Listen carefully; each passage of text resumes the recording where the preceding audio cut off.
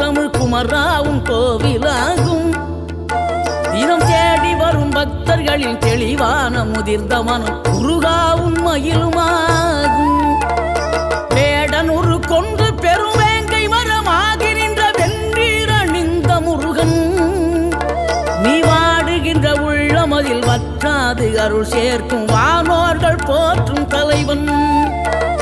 நீரெடுத்த மேனியுடன் ஆறிடத்தில் பேரெடுத்து நினைவெல்லாம் இனிக்கின்றவன், நீ ஓரெழுத்து ஆயுதமாய் ஒளிகின்ற வேலெடுத்து உறுதுணையாய் வருகின்றவன், எனக்கு உறுதுணையாய்